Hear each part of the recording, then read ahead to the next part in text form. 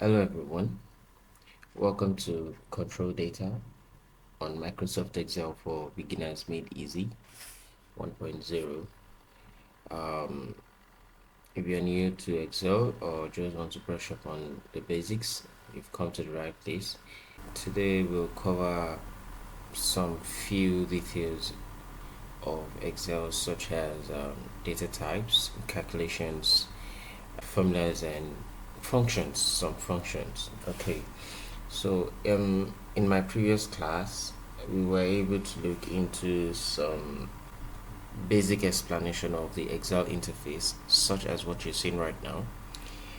The Excel interface, we've spoken about the columns, which are actually lined up from top to bottom in alphabetical order.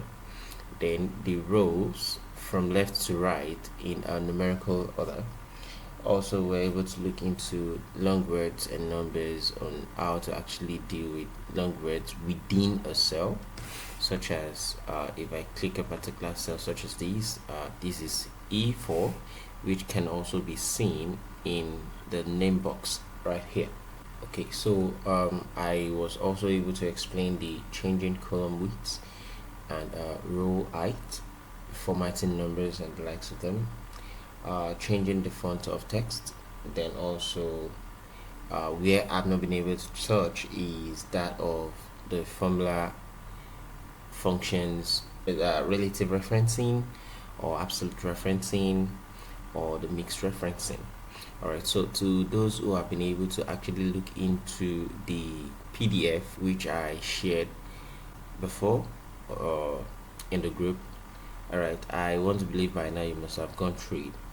So to start without wasting much time, for the formulas or doing basic calculations in formulas, so I'm actually moving my cells right now with the arrow buttons on my keyboard, up and down, left and right. But I would like to point out a few things. Okay, so if the active cell is B2, I can always move my active cell from my left to the right by just tapping the tab button on my keyboard. So once I press tab, you can see it's moving rightward, rightward, rightward. But if I press enter, you can see what happens. It goes below the actual cell where it started from. And if I press enter again, it actually goes below again. But if I press tab, 1, 2, and I press enter, it goes below from where the initial cells was actually active before. So please, Excel has these memories of how things work. So we need to be actually very careful when we're actually doing these things, so we get used to the way it's been done. So to begin writing any particular formula at all, selecting the cell is what you actually want the results to appear. So then type the equal sign. So I select my cell and I tap the equal sign. Okay, right? So then I can actually now start. Probably I want to do just 2 plus 2. So within this active cell, it gives me my answer actually, right? By just pressing the enter key on my keyboard. Okay, also I can actually decide that, okay, instead of using the equal sign, there are other ways I can do this. If I decide to put in the 8th figure in the B3, then I press enter and I do the 3 figure in the B4 and I press enter. So this is where the formula thing comes in. I can decide to say that, okay, remember, for every calculation you need to start with the equal sign. So I can decide to say that, okay, equal B3, right, plus B4. and I press equal to. Now it automatically gives me the sum of this. Now this is the formula which I've been able to create, and you can see that on my formula bar, right? So on my formula bar here, I can actually determine what was the actual formula which was done on this particular cell. So it's going to refer me back to the active cells that the formula was actually created with. So we have equal to B3 plus B4, which is giving me the summation of whatsoever it's in each active cell. All right.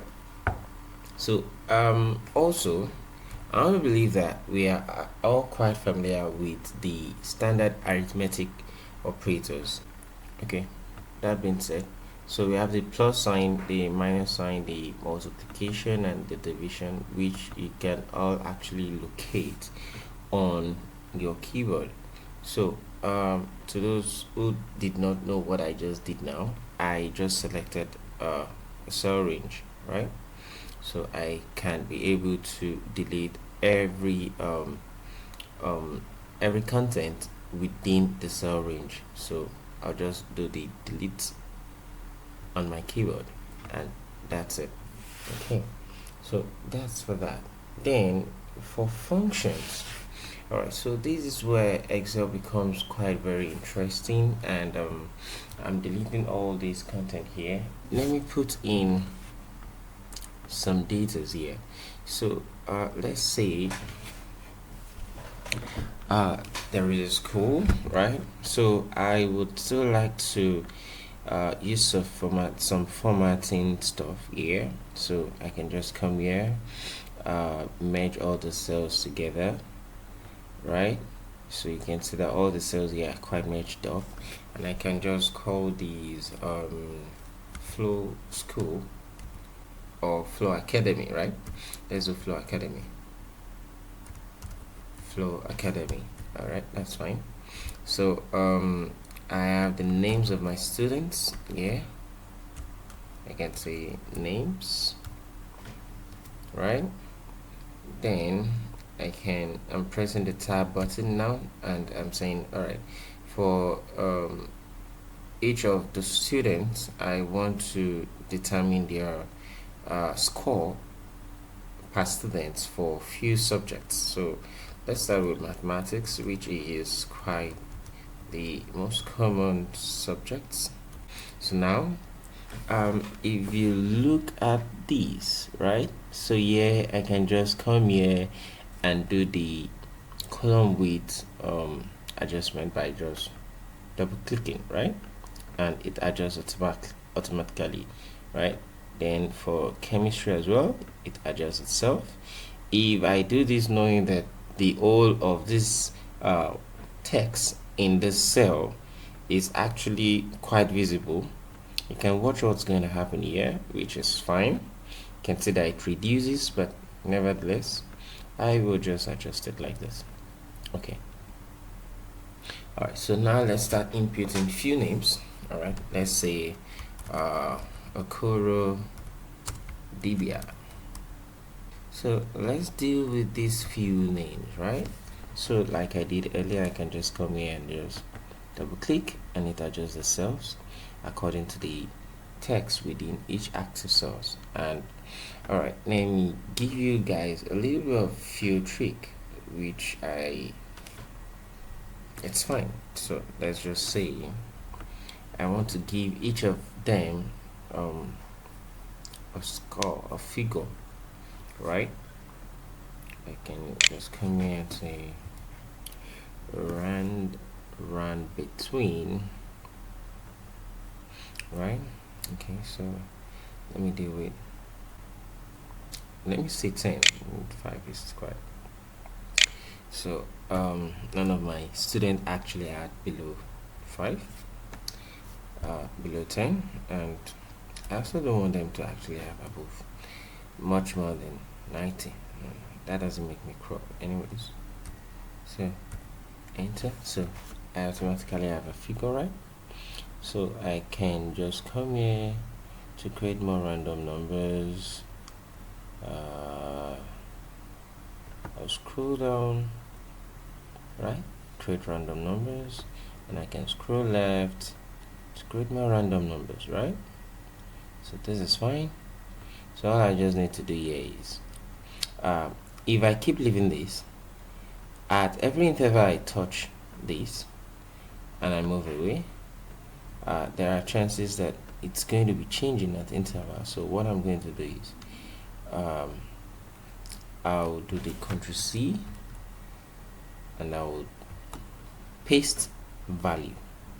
Alright, so there's a paste option here, there's a paste value, there's a paste formulas, there is a transpose. I want to believe at some point you get to start to understand each and every of whatsoever it's here. So but as you can see, it keep changing, right? So let me just paste the current value of whatsoever is here and I'm done. So I just pressed escape now to remove the moving dash lines, right? So now I have my values, I have each values. Right, so now we want to find out what OkoroDB was able to get in total, and I'm going to be showing you different ways in which you could actually do a sum of a summation, right? So first things first, equal sign, right? So I can say equal sign this, right, plus this, right, plus this, right? Okay, so you're taking everything OkoroDB scored in these 5 subjects plus this, right? And we have that. Okay, so this is the total score for all the subjects, right? Okay, that being said, you can see that it actually took me time to do all of that, but I can also still do it like this. I take the whole range to the exact place where I actually need the summation to be done, and I can just come up here and just click auto sum, and that's it, right? Okay, that's another method. Then I can also just decide to say, okay, let me use the equal sign and I use a function called sum, right? And I select the range of numbers for Uzo Nnamdi, and I press enter, and that's that, right? So if I use this method, if I use the function method, remember it's the function method for Uzo Nnamdi, it's also more like a function method, but quite an easy way of just doing a summation without typing the sum function, right? So because basically you can also say that it's in the formula bar here, it's telling me it's a sum. But for OkoroDB here, OkoroDB I could actually tell that the summation of all the subjects were actually did at interval for each of the subjects. So I did equal to C4 plus D4 plus E4 plus F4 plus G4 to give me a total of 265. That's fine. So now the autofill. Yeah, I must have spoken about the autofill in my previous class, but nevertheless, it automatically creates a calculation due to the fact that there are data in each of those cells below it. Okay, so I'll just come here and you can see the sign, right? So once I double click, it creates a summation without waste of time. Wow, this is brilliant. This case, right? So I've been able to explain this side of it to you. All right, so from the ribbon side, I could also let you understand that if you click on this arrow down here, we could see other function. If you want to see more function, you can also decide, okay, I want to see more functions. So there is the average function, there's the if function, there's the hyperlink, count max, seen for those who are interested in doing a trigonometric calculations and the likes of them. So you could see actually more functions right here if you're interested in doing much more than whatsoever is here, and this for standard deviation, right? Okay, so we are not making use of any of this. So is a typical example of formula calculations using some functions and also using the formula method. Okay, so this being said, let's look into relative, absolute, and mixed referencing. Okay, so for a relative reference, let's say I have A1, if I have 2, if I have 3 in A1, I have 2 in A2, right? So copying the formula, if you copy this formula from B2 to B3, Excel will adjust the formula to A2 plus A3, right?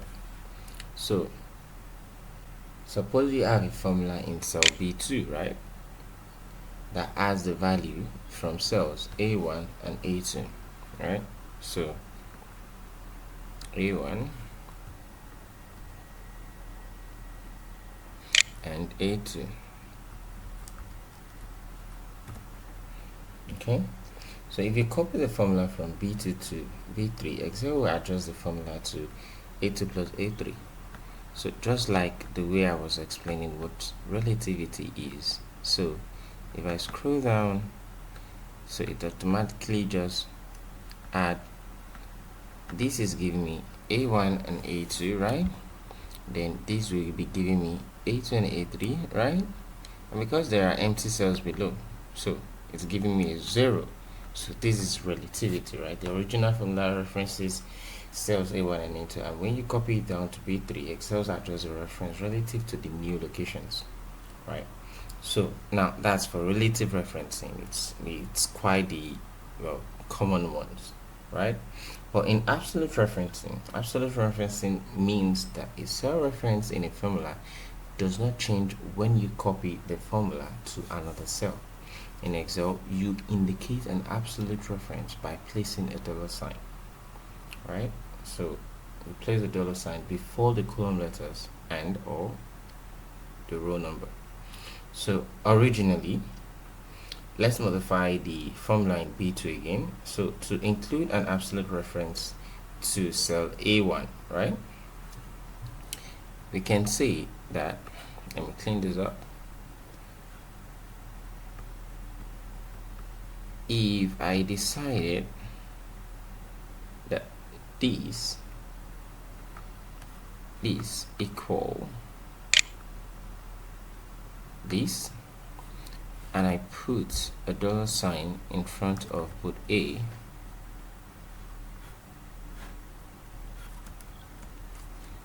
and 1, right? Then I say plus 2 A2, right? Yeah, I still got the same answer, but check this out. If I copy it down, what happens? I have 3. If I copy this down, what happens? I have 3. So what this is telling me is this. The first one simply means that I've been able to lock A1 using the dollar sign plus A2, which does not have an absolute referencing, or which has not been locked down, right? So my B2 remains, while in my B3 it remains just that locked one, and A3 in which there is no cell. So it keeps maintaining the fact that whatsoever I'm adding with 3 remains 3. So 3 plus 0, 3. So I can keep having this down to infinity now. Now keep having 3 in 3's, right? So we've been able to log that down. So the absolute reference for $A, $1 does not change when you copy the formula to another cell. It always refers to cell A1. So regardless of where the formula is copied. So absolute referencing is useful when you want to fix a reference to a specific cell or range that shouldn't change, so it does not change relative to the formula's new location. So it remains. So I'm going to delete this, and since you understand that, that's perfect, right? All right, so for the mixed referencing, right, this allows when you can make either the colon or the row reference absolute while the other remains relative. So which simply means I can decide to just maintain the row and not change the colon, or the colon and not change the row. So here, if I decide to change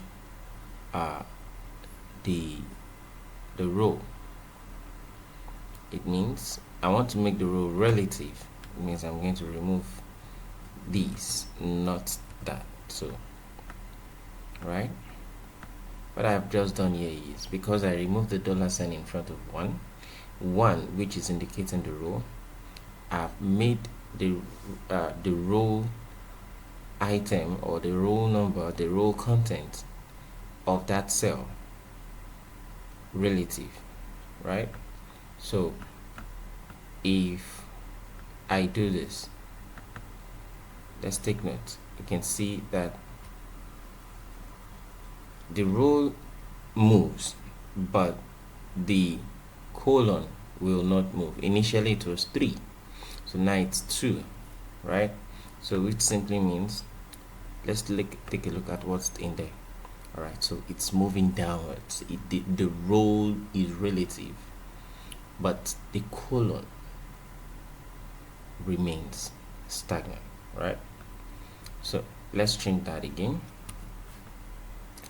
If I come here and say, okay, let's change these, let's remove these and add this, right? Okay, so let's see what happens. It returns back to 3 because I've made the colon stagnant, right? So this is just the beauty of the way you make use of your references. Okay, so if you have the formula for the A1 plus $1 in cell B2 and copy it to B3, it will adjust to equal $A2 plus $1, right? Understanding these referencing types gives you control over how formulas behave when you copy or move them within your Excel worksheet, ensuring calculations remain accurate and efficient, right? So this is what absolute referencing, relative referencing, and mixed referencing is all about. Thank you for listening.